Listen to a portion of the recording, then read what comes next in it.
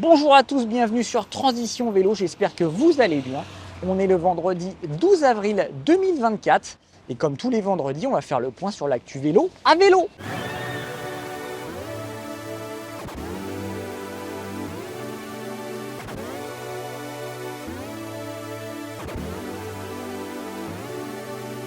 Avant de commencer, merci à tous, vous êtes maintenant 2000 à nous suivre, à être abonnés à la chaîne. Merci à vous de nous soutenir, ça fait toujours plaisir, ça nous donne envie de plus vous informer, de faire encore plus de tests pour vous sur la chaîne YouTube. Merci à tous, pour ceux qui ne sont pas abonnés, vous savez ce qu'il vous reste à faire. On commence l'actu par les nouveaux vélos Cannondale Synapse Neo, vélos de route et vélos de gravel électriques.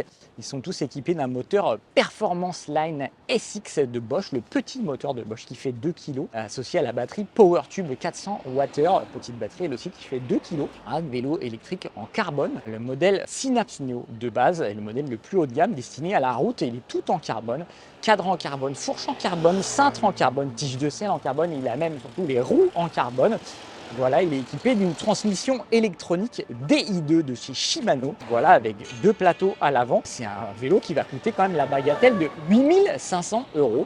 Voilà, ensuite on retrouve 2 modèles plutôt gravel, les Synapse Neo Allroad 1 et 2. Les 2 modèles sont équipés de roues en aluminium avec des pneus de 40 mm de large plus polyvalents puisqu'on va pouvoir aller dans les chemins, s'aventurer un peu en forêt et sur les chemins de gravier. C'est plutôt pas mal pour la polyvalence. Le modèle le plus haut de gamme, le modèle 1, est équipé d'une transmission SRAM Force Apex, toujours avec un dérailleur électronique, mais il est en monoplateau avec 12 vitesses. Donc ce qui est sympa, c'est qu'on n'a pas besoin de jongler avec les plateaux. Et là, il va falloir compter quand même 7000 €. Et le modèle Allroad 2 va être équipé, quant à lui, d'une transmission par câble de chez Shimano.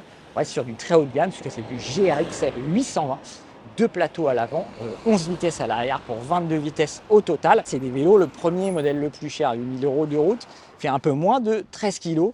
Pour les autres, il faut compter moins de 14 kg pour le Allroad 1 et peut-être autour des 14 kg pour le modèle Allroad 2. On aime surtout le fait que Cannondale met en avant l'utilisation de ce vélo pour aller au travail, puisqu'il peut accueillir des garde-boue et même une béquille. Alors on se dit, une béquille sur un vélo en carbone à 6000 €, pourquoi faire ? Mais en fait, c'est plutôt pas mal. On a quand même failli prendre quelqu'un de face là. Tiens, on regarde derrière eux quoi. Donc ça permet surtout de pouvoir aller travailler avec son vélo. On démonte les accessoires le week-end. Bonne manière de rentabiliser son vélo. Du côté des vélos cargo, on a le fabricant Baboe, en fait, qui se dit Babou, qui avait été contraint de suspendre les ventes de ses vélos cargo pour cause de rupture de cadre. Il vient de rappeler 22 000 vélos en Allemagne et aux Pays-Bas. Les vélos vont être échangés par des vélos neufs ou par des vélos de gamme supérieure pour les clients, pour les modèles concernés en tout cas. Il y a 5 ou 6 modèles concernés par le rappel. Pour les autres modèles, la société va envoyer un technicien à domicile pour contrôler l'état du cadre et valider le roulage du vélo ou commander une réparation du cadre. Voilà, on rappelle que la société Babou invite les utilisateurs de vélos cargo à ne pas les utiliser. C'est plus facile à dire qu'à faire parce qu'on sait qu'un vélo cargo, c'est quand même utilisé pour emmener les enfants à l'école, à la nounou, au sport, etc. Pour certains, ça remplace vraiment une voiture.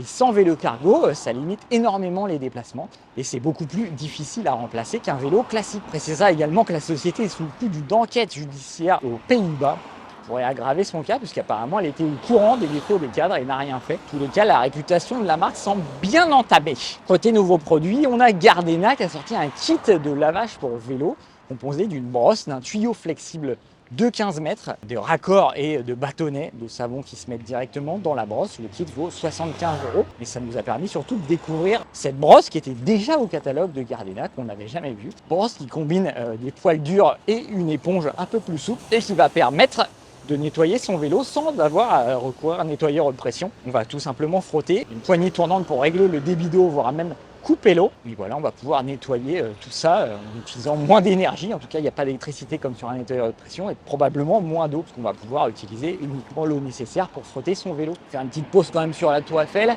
qui scintille. Eh ben dis donc, ça fait quand même plaisir.